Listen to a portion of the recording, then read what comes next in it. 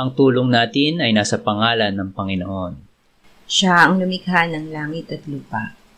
Ating ipahayag ang ating mga kasalanan sa Diyos. Ang ating Diyos ay Diyos na mahabagin at mapagpatawad.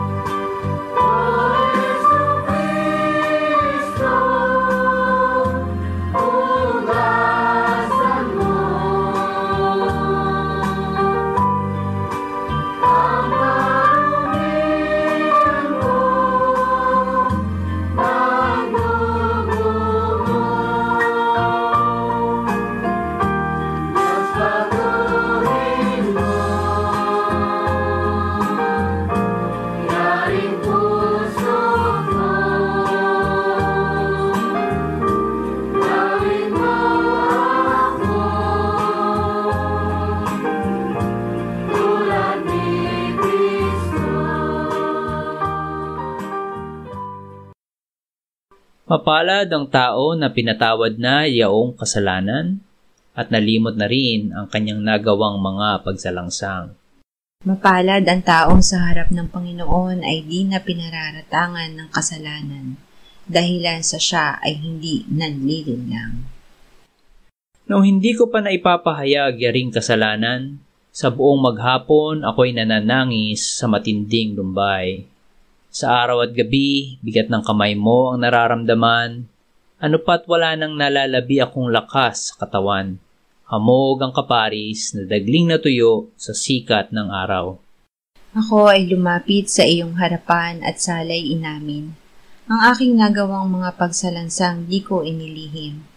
Pinagpasyahan ko ang lahat ng ito sa iyo'y idaing at aking natamo ang iyong patawad sa sala kong angking. Mga minamahal, sinasabi sa unang Juan 1:9, kung ipinapahayag natin ang ating mga kasalanan, maaasahan nating ipatatawad sa atin ng Diyos ang mga ito at lilinisin tayo sa lahat ng ating kasamaan sapagkat siya'y tapat at matuwid. Salamat sa iyo, O Diyos. Pinatunayan mo ang iyong pag-ibig sa amin nang si Kristo ay mamatay para sa amin noong kami mga makasalanan pa. Ngayon ay buksan mo ang aming mga labi at kami ay magpupuri sa iyo.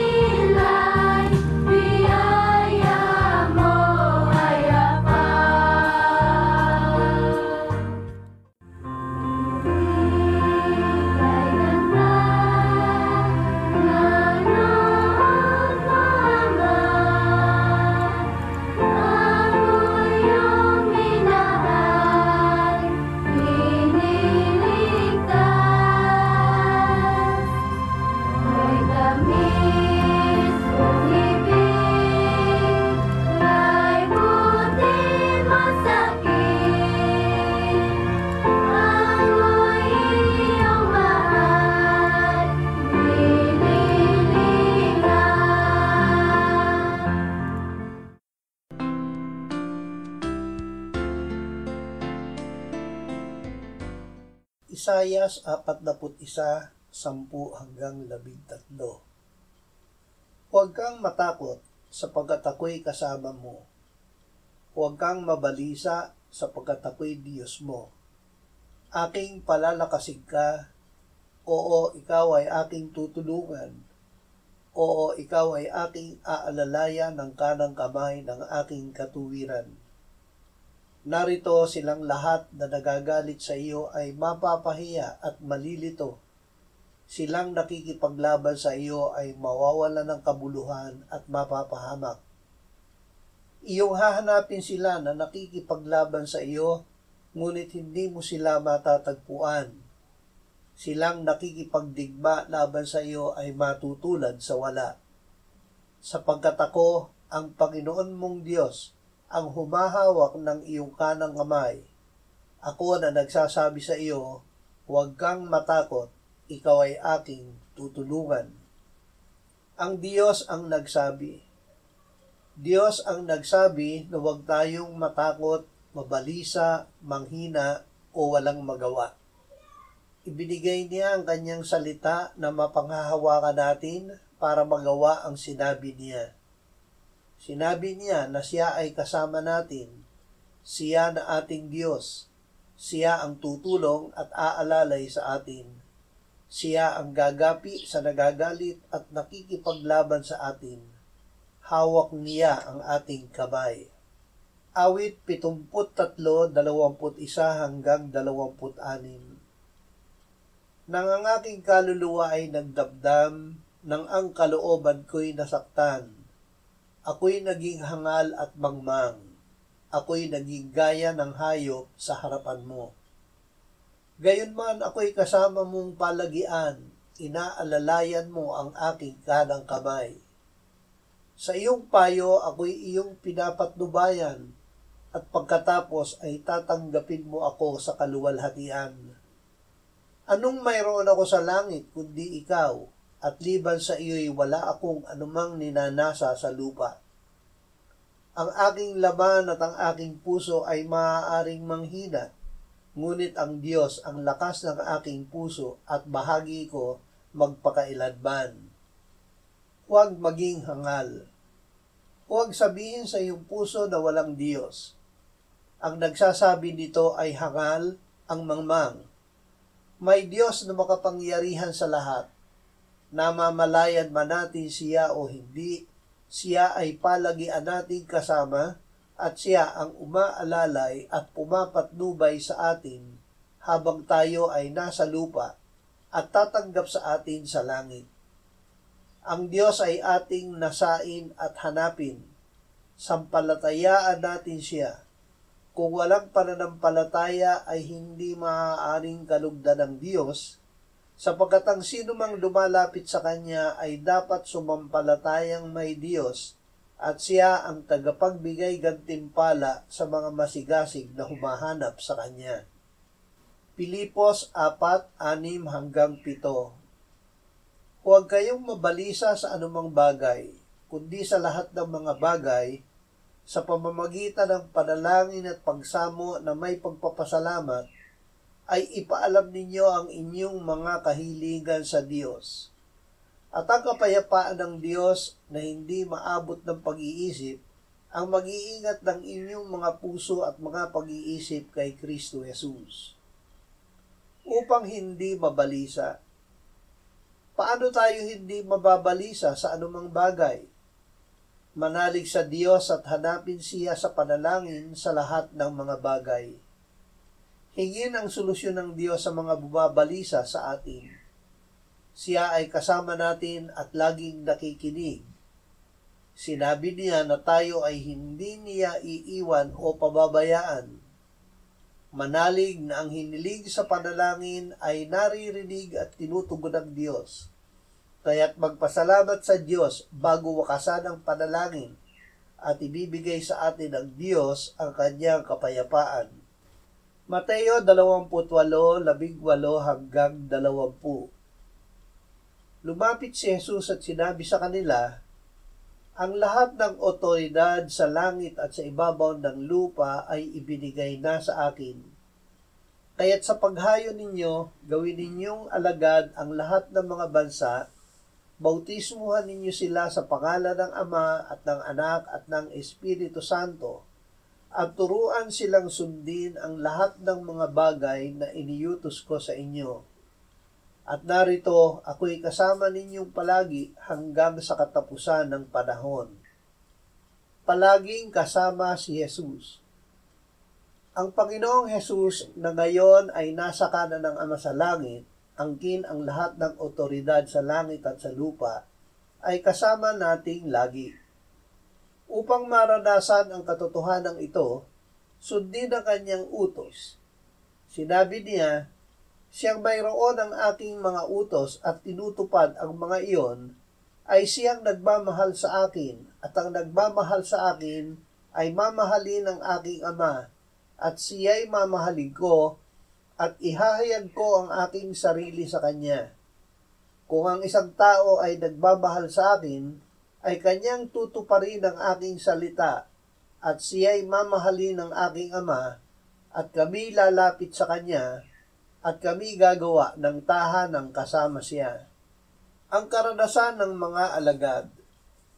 Sinabi ng Panginoong Hesus sa mga alagad, humayo kayo sa buong sanlibutan at inyong ipangaral ang ebanghelyo sa lahat ng nilikha. Ang sumasampalataya at mabautismuhan ay maliligtas, ngunit ang hindi sumasampalataya ay parurusahan. At ang mga tandang ito ay tataglayin ng mga nananampalataya. Sa paggamit ng aking pangalan ay magpapalaya sila ng mga demonyo, magsasalita sila ng mga bagong wika, sila'y hahawak ng mga ahas, at kung makainom sila ng bagay na nakamamatay, hindi ito makakasama sa kanila. Ipapatong nila ang kanilang mga kamay sa mga may sakit at sila'y gagaling. Kaya't ang Panginoong Hesus nga, pagkatapos na siya'y magsalita sa kanila, ay iniakyat sa langit at lumuklok sa kanan ng Diyos.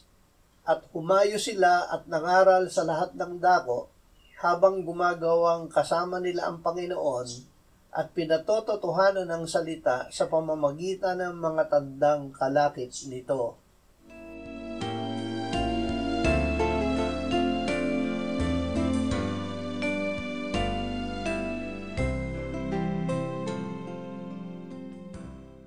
Manalangin tayo. Panginoong Hesus, sinabi mo, malibang kainin ninyo ang laman ng anak ng tao at inumin ang kanyang dugo, kayo ay walang buhay sa inyo. Ang sino mang kumakain ng aking laman at umiinom ng aking dugo ay may buhay na walang hanggan, at akin siyang muling bubuhayin sa huling araw. Sapagkat ang aking laman ay tunay na pagkain at ang aking dugo ay tunay na inumin. Siya na kumakain ng aking laman at umiinom ng aking dugo ay nananahan sa akin at ako sa kanya. Kung paanong buhay ang Ama na nagsugo sa akin at ako ay nabubuhay sa pamamagitan ng Ama, gayon din siya na kumakain sa akin, siya man ay mabubuhay sa pamamagitan ko. Panginoong Hesus, aming tagapagligtas, tinatanggap ka namin sa oras na ito bilang aming tinapay ng buhay. Tinatanggap namin ang iyong katawan na ipinako sa krus, namatay, inilibing, binuhay na muli, at iniakyat ng Ama sa kanyang kanan sa langit bilang aming tunay na pagkain.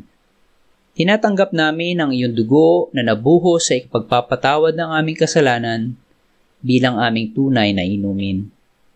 Manahan at mabuhay ka sa amin upang kami ay mamuhay sa pamamagitan mo kung paanong ikaw ay namuhay sa pamamagitan ng Ama.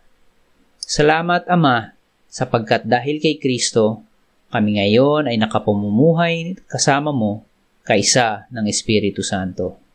Sa iyo ang lahat ng kaluwalhatian, ngayon at magpakailanman. Amen.